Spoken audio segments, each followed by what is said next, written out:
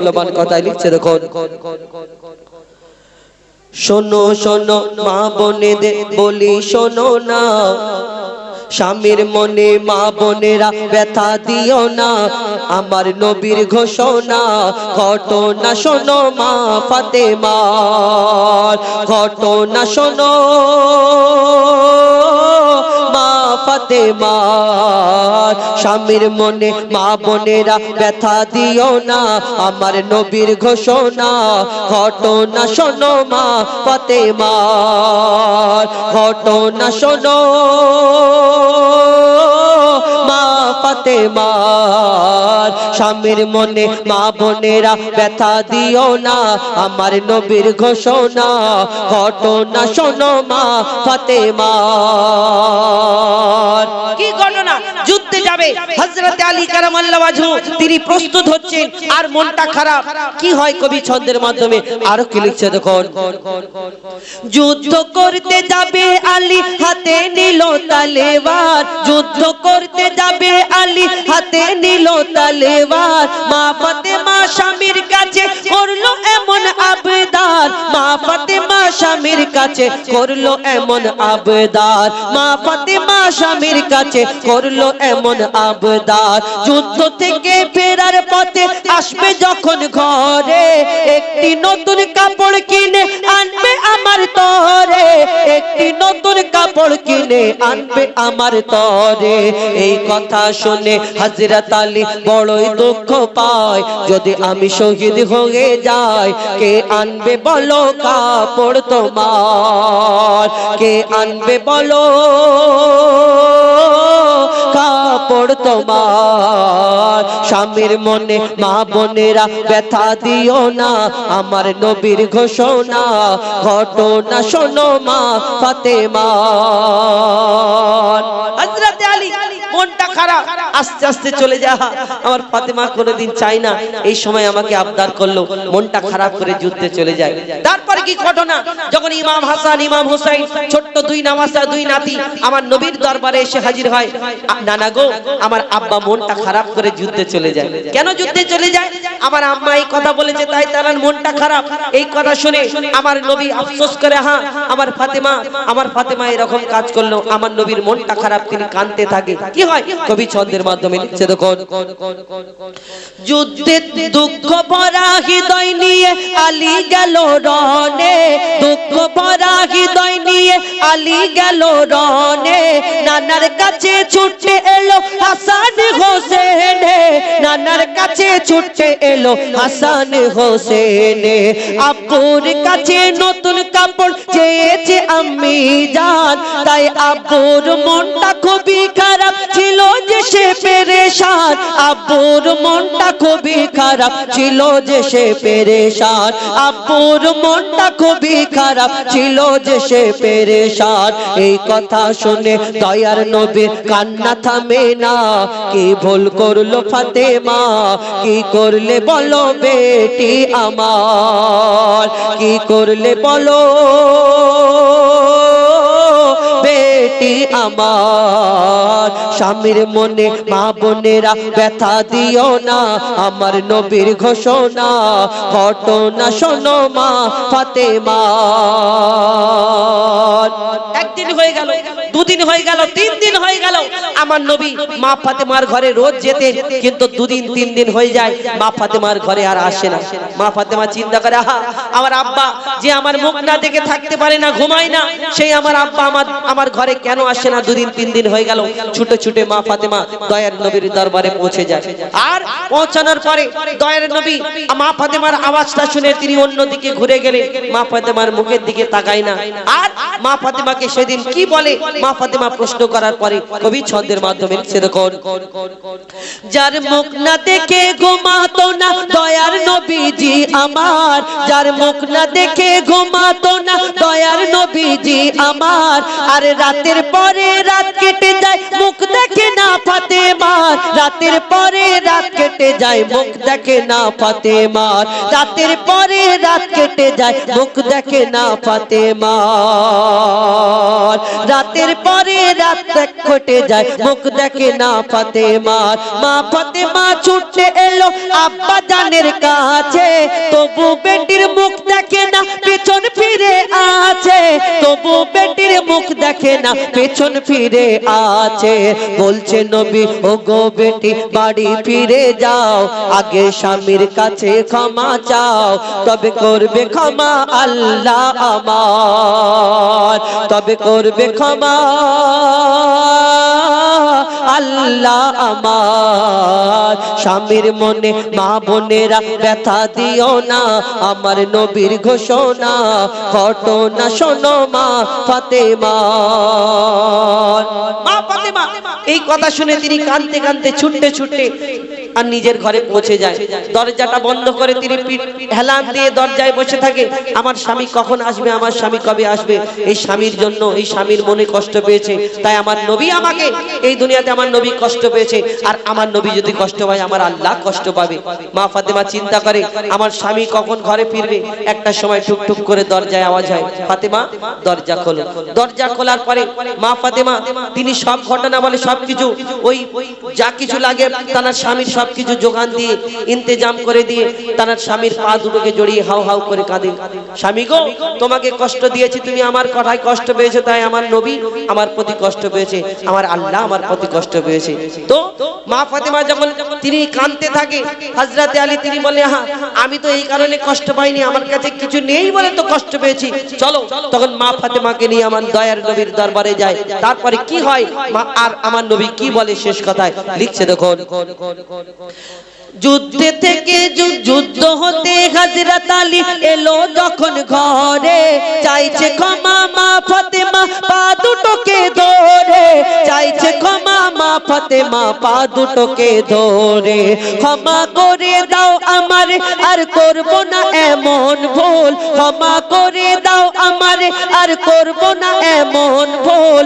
আর তোমার মনে দুঃখ দিলে ব্যথা পাবে খোদার রাসূল, তোমার মনে ব্যথা দিলে ব্যথা পাবে খোদার রাসূল। আলী ফাতেমা হাসান হোসেন নবীর কাছে যায়, নবী মোর দেখে শান্তি পায়। এমন ভুল কখনো করো না গো আর, এমন ভুল কখনো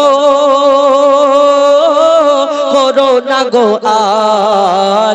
স্বামীর মনে মা বোনেরা ব্যথা দিও না, আমার নবীর ঘোষণা ঘটনা শোনো মা ফাতেমা। সব শেষ, শুনে রাখুন, জানালাম স্বামীর মনে কষ্ট দেন, স্বামীর উপরে জোরে জোরে কথা বলে, স্বামীর উপরে বড় বড় মুখের উপরে কথা বলে, তারা খাস করে শুনে রাখুন আমার দয়ার নবীর কি ঘোষণা। যারা স্বামীকে কষ্ট দেয় তাদের জন্য কবি ছন্দের মাধ্যমে লিখছে দেখুন, বলছে নবী আল আরাবী শোনো বেটি ফাতেমা, আলী যদি আজ তোমাকে না করি তো ক্ষমা, আলী যদি আজ তোমাকে না করি তো ক্ষমা। আমি তোমার আব্বা তোমাকে ক্ষমা করতাম না, আমি তোমার আব্বা তোমাকে ক্ষমা করতাম না। স্বামীকে যে দুঃখ দেবে আমি তাকে চিনব না, স্বামীকে যে দুঃখ দেবে আমি তাকে চিনব না। কেমন শিক্ষা দিয়ে গেল নবী দো জাহান, শুনে রাখ মঈদুল ইসলাম ভুল ছিল না মা ফাতেমার, ভুল ছিল না মা ফাতেমার। স্বামীর মনে মা বোনেরা ব্যথা দিও না, আমার নবীর ঘোষণা ঘটনা শোনো মা ফাতেমার, ঘটনা শোনো মা ফাতেমার, ঘটনা শোনো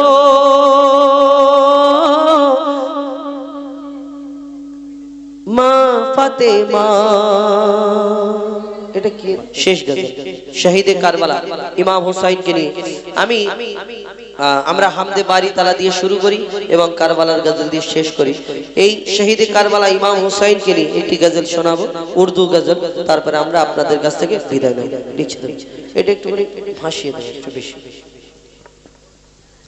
یا شہید کربلا یا شہید کربلا یا شہید کربلا یا شہید کربلا یا شہید کربلا یا شہید کربلا یا شہید کربلا یا شہید کربلا یا شہید کربلا یا شہید کربلا یا شہید کربلا یا شہید کربلا یا شہید کربلا یا شہید کربلا آپ کا ہے لپے نام یا علی علی علی علی آپ سب کا ہے امام یا علی علی علی علی آپ کا ہے لپے نام آپ سب کا ہے امام یا حسین ابن علی یا حسین ابن علی ہم تمہارے سب غلام یا شہید کربلا یا شہید کربلا یا شہید کربلا شہید کربلا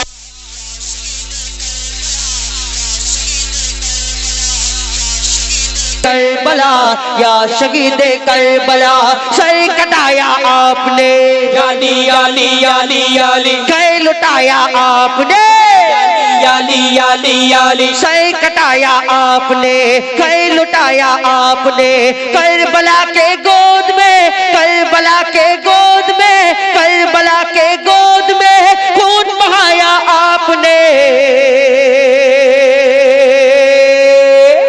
یا شہید کربلا یا شہید کربلا یا شہید کربلا کربلا یا شہید کربلا یا شہید کربلا یا شہید کربلا یا شہید کربلا یا شہید کربلا لکھا تھا تقدیر کا یا علی علی علی علی زخموں کھایا تیر کا یا علی علی علی علی لکھا تھا تقدیر کا زخموں کا یا تیر کا لاشا آ کر دیکھیے لاشا آ کر دیکھیے لاشا آ کر دیکھیے اشگار اور شبیر کا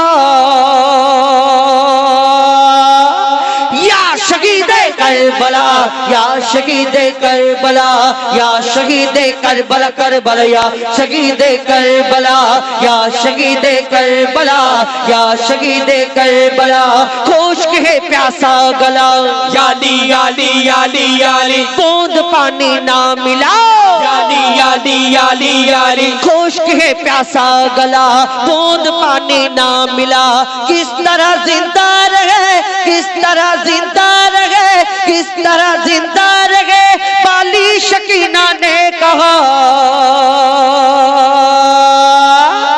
یا شہید کربلا یا شہید کربلا یا شہید کربلا کربلا یا شہید کربلا یا شہید کربلا یا شہید کربلا یا شہید کربلا یا شہید کربلا یا شہید یا حسین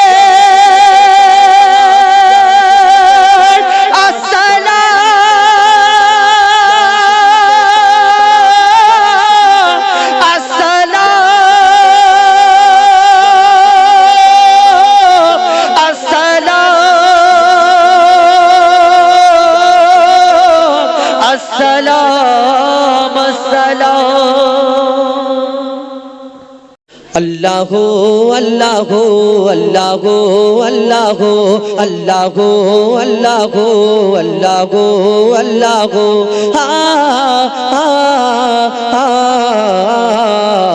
কে করল বলো ধরা সারা জমিন আসমান সুবিশাল নীল আকাশ কে রাখিল ভাসমান কে করল বলো ধরা সারা জমিন আসমান সুবিশাল নীল আকাশ কে রাখিল ভাসমান সে যে আমার মালিক সবার মালিক আমার মালিক সবার মালিক আল্লাহ মেহেরবান আল্লাহ মেহেরবান मेहरबान अल्लाह मेहरबान के गोल बोलो धरा सारा जमीन आसमान सुबिशाल নীল আকাশ কে রাখিল ভাসমান সে যে আমার মালিক সবার মালিক আমার মালিক সবার মালিক আল্লাহ মেহেরবান আল্লাহ মেহেরবান আল্লাহ মেহেরবান কে গোল বলো ধরা সারা জমিন আসমান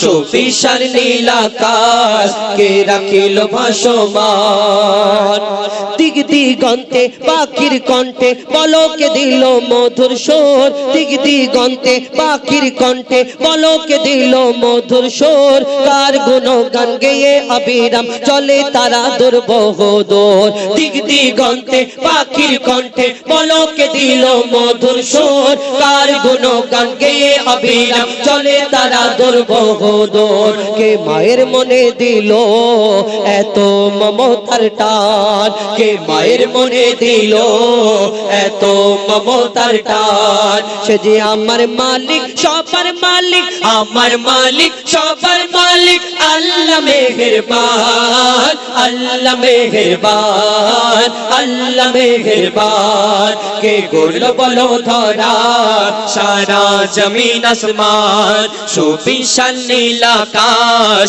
কে রাখিল ভাসমান শ্যামল প্রকৃতি জ্যোৎস্না রাত্রি দেখে জুড়ায় যে আমার নয়ন তোর নীলিমাই চাঁদ সিতারায় কে দিল মধুর আলাপন শ্যামল প্রকৃতি জ্যোৎস্না রাত্রি দেখে জুড়ায় যে আমার নয়ন তোর নীলিমাই চাঁদ সিতারায় কে দিল মধুর আলাপন সৃষ্টি নিপুণতা দেখে জুড়ায় যে প্রাণ কার সৃষ্টি নিপুণতা দেখে জুড়ায় যে প্রাণ সে যে আমার মালিক সবার মালিক আমার মালিক সবার মালিক আল্লাহ মেহেরবান আল্লাহ মেহেরবান আল্লাহ মেহেরবান কে গোল বলো ধরা সারা জমিন আসমান সুবিশাল নীল আকাশ কে রাখিল ভাসমান আমরা চাঁদ দেখে বলি না কি সুন্দর দেখতে ফুল দেখে বলি আহা কি সুন্দর দেখতে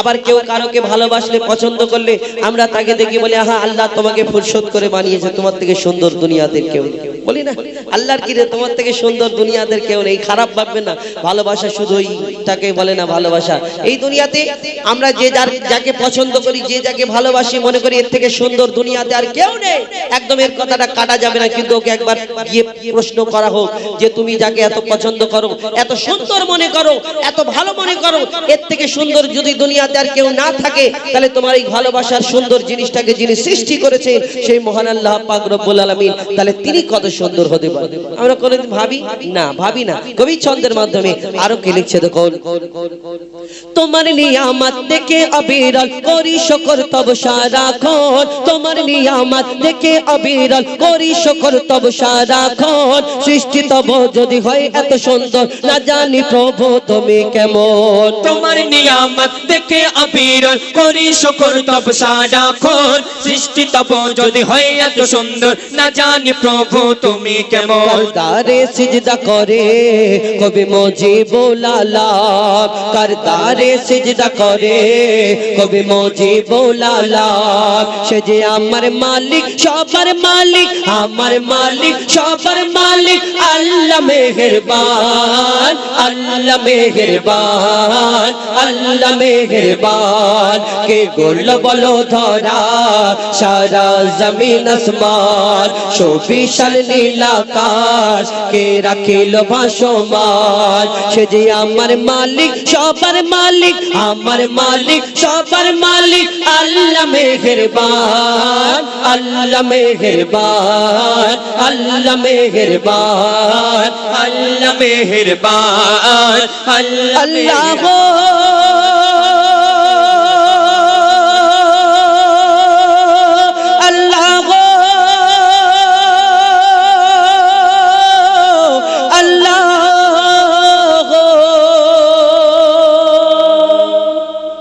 নারে তাকবীর তার মানে ভালো লাগে না নাকি ও বাবা এই দেখো ভালো লেগেছে ভাইদের কমেন্ট এই স্টেজ থেকে, কিন্তু আপনাদের ভালো লাগে না। তাহলে আরেকটা বলি নাকি, আরেকটা আল্লাহর শানে আরেকটি আমরা পরিবেশন করে শোনাবো। অনেক অনেক ধন্যবাদ আমার অপারেটিং যিনি করছেন আমাদের সহযোগিতা করার জন্য।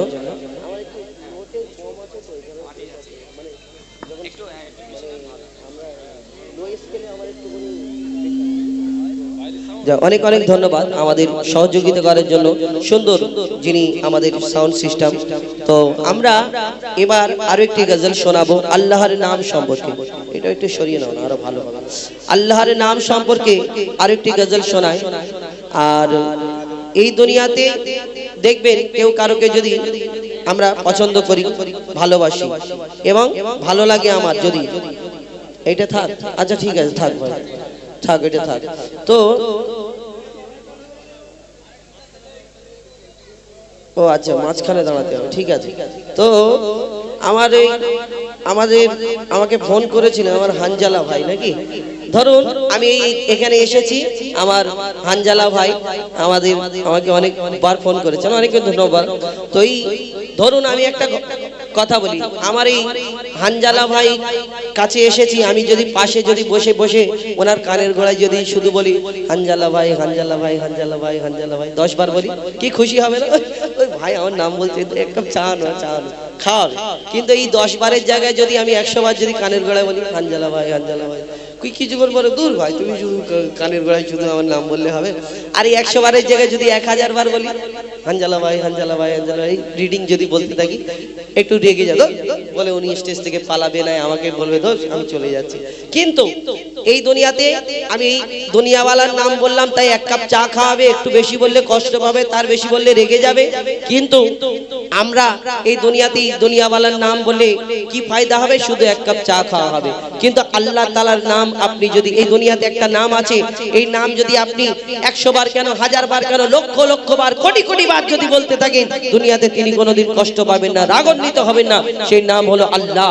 এই আল্লাহর নাম যদি আপনি অন্তরে জপতে থাকেন, এই দুনিয়াতে চা খাওয়ার কথা বাদ দিন, কত কি ফায়দা হবে, এখানে ওইখানে সব জায়গায় ফায়দা হবে। তো এই দুনিয়াতে সেই আল্লাহর নাম সম্পর্কে কবি ছন্দের মাধ্যমে অতি মূল্যবান কথাই লিখছে, দেখুন। দমে হর দমে আল্লাহ আল্লাহ, জিকির ফিকিরে আল্লাহ আল্লাহ, দমে হর দমে আল্লাহ আল্লাহ, জিকির ফিকিরে আল্লাহ আল্লাহ, দমে হর দমে আল্লাহ আল্লাহ, জিকির ফিকিরে আল্লাহ আল্লাহ, দমে হর দমে আল্লাহ আল্লাহ, জিকির ফিকিরে আল্লাহ আল্লাহ। যতই জপি আমি এই মধু নাম, যতই জপি আমি এই মধু নাম, যতই জপি আমি এই মধু নাম, ততই ভালো লাগে মাশাআল্লাহ। দমে হর দমে আল্লাহ আল্লাহ, জিকির ফিকিরে আল্লাহ আল্লাহ, দমে হর দমে আল্লাহ আল্লাহ, জিকির ফিকিরে আল্লাহ আল্লাহ।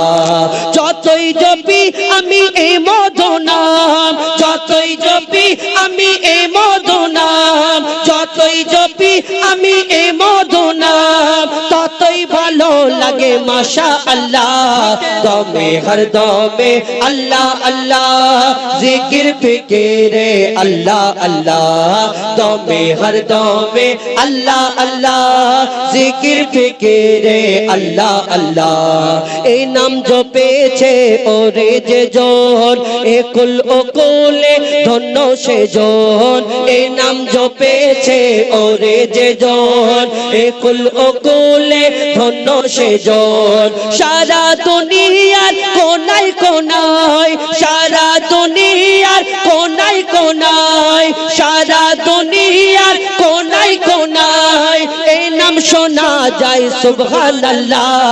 দমে হর দমে আল্লাহ আল্লাহ, জিকির ফিকিরে আল্লাহ আল্লাহ, দমে হর দমে আল্লাহ আল্লাহ, জিকির ফিকিরে আল্লাহ আল্লাহ। এই নাম জপে ওই ভোরের পাখি, মৃদু সুরে ওঠে কোহ ডাকে, এই নাম জপে ওই ভোরের পাখি, মৃদু সুরে ওঠে কোহ ডাকে। দোয়েল কোয়েল ওই ময়না টিয়া, দোয়েল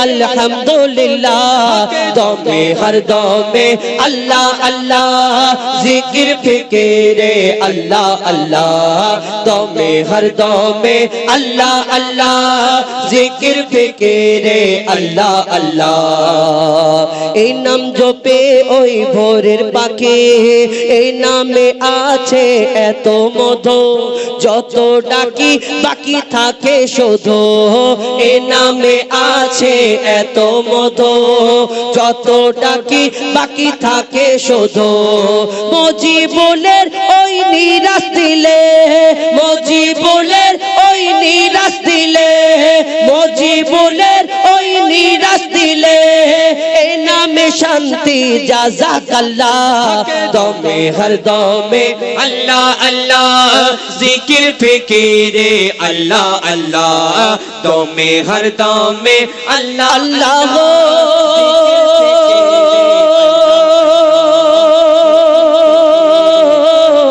अल्लाह हो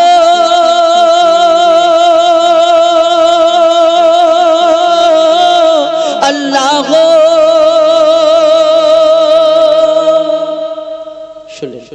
মহান আল্লাহ পাক রব্বুল আলামিন তাআলার শানে হামদে বারি তাআলা আপনাদের সম্মুখে পরিবেশন করে শোনালাম। তো এবার আমরা সিঙ্গেল কণ্ঠে আমরা ফিরে আসি।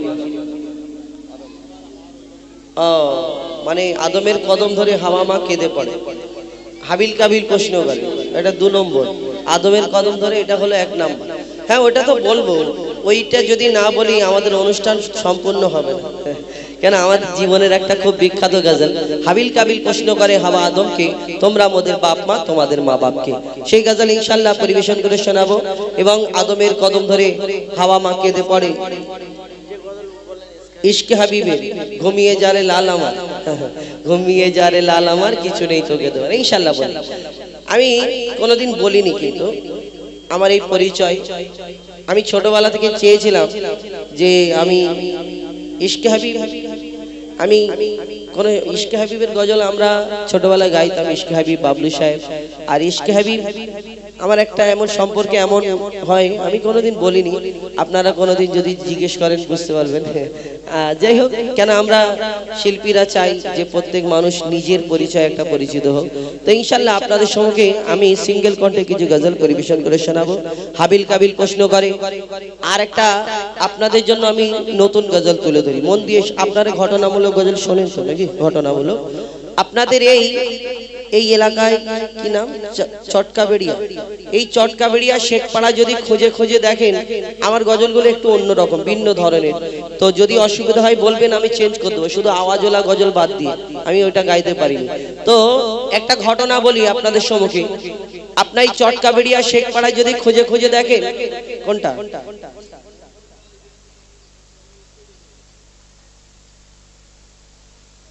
আচ্ছা ঠিক আছে, হবে। তো সব কটা লিখে রাখুন, পরপর সব গাইব। তো আপনার এই চটকাবেড়িয়া শেখপাড়ায় যদি খুঁজে দেখেন, কত হাজার হাজার কত শো মানে খেজুর গাছ আছে না? খেজুর গাছ আপনাদের হয়তো খেজুর গাছ ভর্তি গ্রাম্য এলাকায়, কিন্তু চটকাবেড়িয়া শেখপাড়ায় একটা কোনো খেজুর গাছ এমন দেখাতে পারবে না যে খেজুর গাছ আছে, খেজুর হয় কিন্তু খেজুরের মধ্যে দানা থাকে না, আটি থাকে না। এরকম বিনা দানার খেজুর আপনার এই এলাকায় আছে না? বিনা দানার খেজুর আপনার এলাকায় পাবেন না। আপনার এলাকায় বাদ দিন, অল ওয়েস্ট বেঙ্গল ঘুরলে পুরো ভারতবর্ষে এই আমরা পুরো ভারতবর্ষ যদি আমরা খুঁজে দেখি, তাহলে এই বিনা দানার খেজুর একটা গাছে আমরা পাবো না। কিন্তু আরবের বুকে একটা খেজুর হয় বিনা দানার খেজুর। হাজী সাহেবরা যখন হজ থেকে আসেন, এটা সবাই জানেন তো নাকি? হজ থেকে যখন হাজী সাহেবরা আসে, ওই হজ থেকে আসার সময় অনেক রকম খেজুর আনে, কিন্তু আমাদের সবাইকে এমনি নরমাল খেজুর আমরা খেয়ে থাকি, কিন্তু যারা খুব কাছের আত্মীয় তারা ওই তাদেরকে দেওয়া হয় শুকনো খেজুর, কাঁচা খেজুর, পাকা খেজুর, লম্বা খেজুর, গোল খেজুর, তার মধ্যে একটা বিনা দানার খেজুর।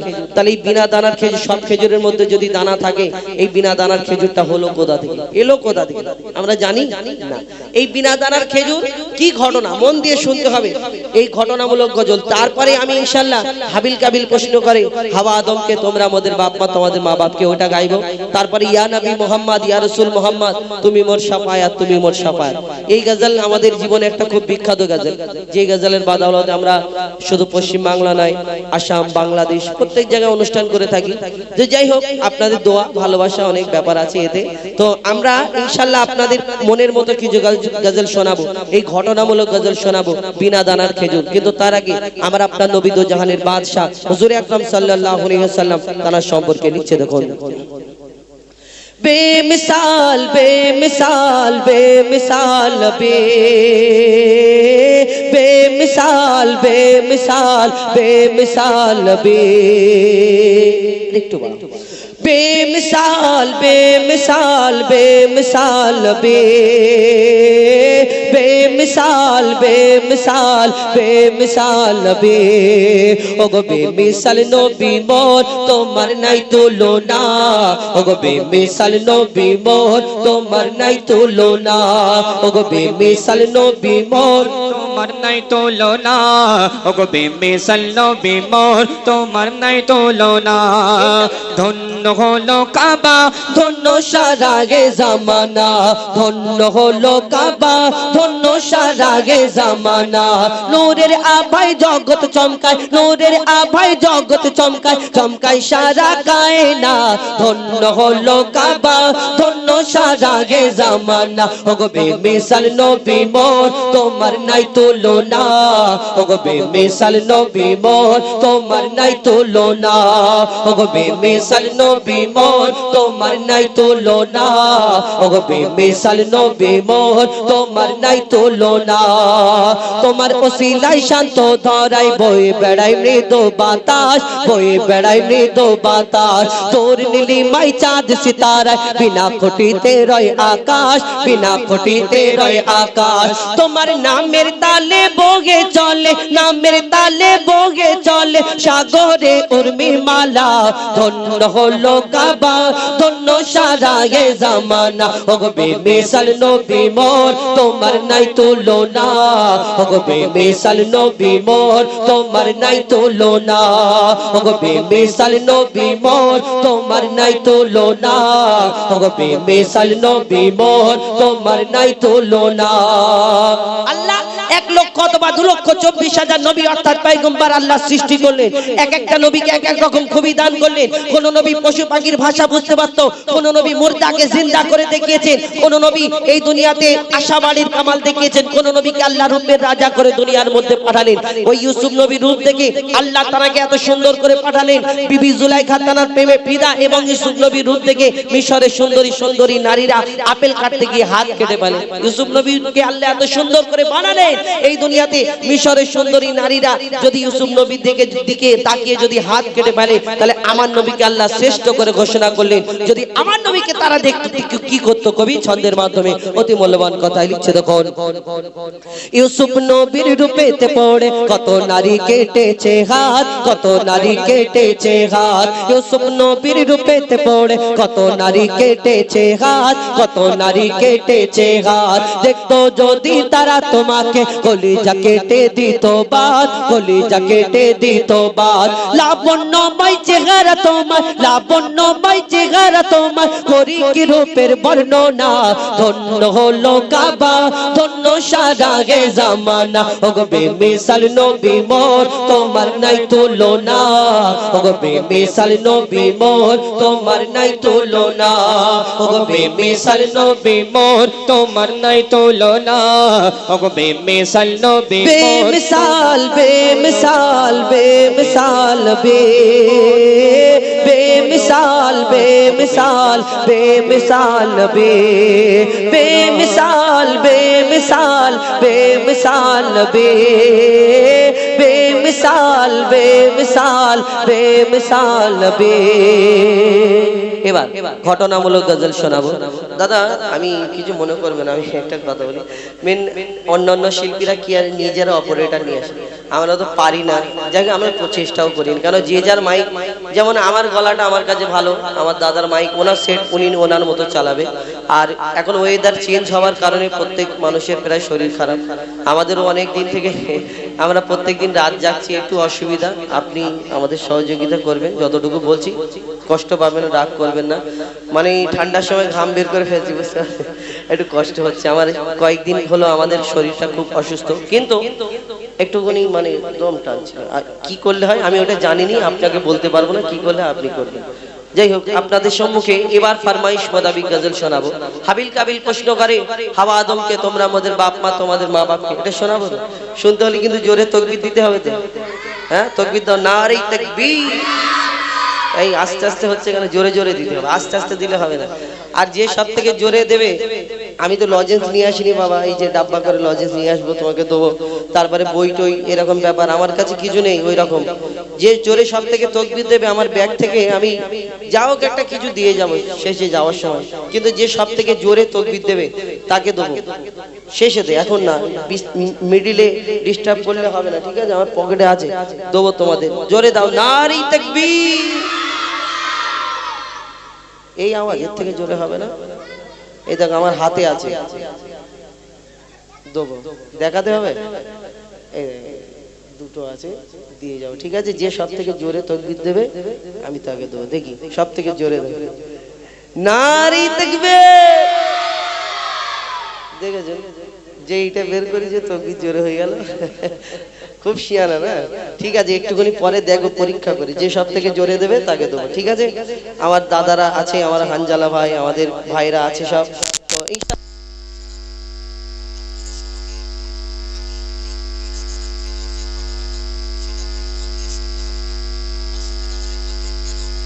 আপনাদের এখানে এসেছি অনেকদিন পরে, আপনাদের যে গজলটা শোনার ইচ্ছা পছন্দ, যে হ্যাঁ এই ধরনের গজল আমাদের ভালো লাগছে, আর যদি আমি অন্য কিছু বলে যাই তাহলে আপনাদের ভালো লাগবে না, তাহলে আমার বলাটা বেকার হবে, আপনাদের দাঁড়িয়ে থাকে বেকার হবে, বলবেন আমি চেঞ্জ করে দেবো ইনশাআল্লাহ। তো এই বিনা দানার খেজুর, আমার নবী দো জাহানের বাদশাহ হুজুর আকরাম সাল্লাল্লাহু আলাইহি ওয়াসাল্লাম, তিনি ধরনীর বুকে যেদিন তাশরীফ আনেন এই দুনিয়াতে, আমার নবীকে আল্লাহ মা আমিনার ঘরে পাঠালেন। কেন? এই দুনিয়াতে আল্লাহ রাজার ঘরে, মন্ত্রীর ঘরে, ওয়াজিরের ঘরে পাঠায়নি, আল্লাহ পাক রব্বুল আলামিন মা আমিনার ঘরে পাঠালেন। আর সেই সময় রীতি রেওয়াজ ছিল, কোন ঘরে সন্তান জন্ম নিলে ওই দাইমারা এসে নিয়ে যেত, কিন্তু মা আমিনা চিন্তা করে আমার সন্তানের আব্বা নেই, দাইমা আসবে, আর এর বিনিময়ে তো কিছু দিতে হবে, এই এতিম ছেলেকে কে নিয়ে যাবে? আল্লাহ কে নিয়ে যাবে? তখন মা আমিনার কাছ থেকে, মা আমিনা যখন চিন্তা করে, আল্লাহর তরফ থেকে কি খবর আসে? এই গজলে আছে বিনা দানার খেজুর, মন দিয়ে শুনতে হবে, লিখছে দেখুন। মা আমিনার দোলাই দেখো, দোলে মিমের ফল, দুনিয়া ঘুরে পাবে না গো যাহার সমতল। মা আমিনার দোলাই দেখো, দোলে মিমের ফল, দুনিয়া ঘুরে পাবে না গো যাহার সমতল। সে আসার পরে পড়ছে দেখো, আসার পরে পড়ছে দেখো সারা জগৎ কোল, আসার পরে পড়ছে দেখো সারা জগৎ কোল। কি পড়ে? বলে লা ইলাহা ইল্লাল্লাহু মুহাম্মদ রাসূল, লা ইলাহা ইল্লাল্লাহু মুহাম্মদ রাসূল। মা আমিনার দোলাই দেখো, দোলে মিমের ফল, দুনিয়া ঘুরে পাবে না গো যাহার সমতল। মা আমিনার দোলাই দেখো, দোলে মিমের ফল, দুনিয়া ঘুরে পাবে না গো যাহার সমতল। মা আমিনা চিন্তা করে আল্লাহর তরফ থেকে কি খবর আসে, আল্লাহ কি খবর পাঠায়, কবি ছন্দের মাধ্যমে আরো কি লিখছে দেখুন। পিতার ছায়া ছিল না মাথায়, নবী জন্ম নিল যখন, শুধু ছিল মা আমিনা, ছিল না ভাই বোন, শুধু ছিল মা আমিনা, ছিল না ভাই বোন। জন্মকালে এতিম বলে মা আমিনা ভাবে, নবী জন্মকালে এতিম বলে মা আমিনা ভাবে, আমি করব কেমন লালন পালন, খোদা গো কি হবে, আমি করব কেমন লালন পালন, খোদা গো কি হবে। তখনই এক খবর আসে, শোনো আমিনা বিবি, তখনই এক খবর আসে, শোনো আমিনা বিবি, তোমার কোলে নাজিল হলো খোদার শ্রেষ্ঠ নবী, আল্লাহ স্বয়ং তার লালন পালনে নিয়েছে গোবার, আর জিবরিল আমিন থাকবে হয়ে ওর পাহারাদার। ও সৃষ্টিকুলের শিরোমণি, সৃষ্টিকুলের শিরোমণি হবে নবী কুলের মোল, সৃষ্টিকুলের শিরোমণি হবে নবী কুলের মোল। দুনিয়াতে যার নাম হবে মুহাম্মদ রাসূল, দুনিয়াতে যার নাম হবে মুহাম্মদ রাসূল।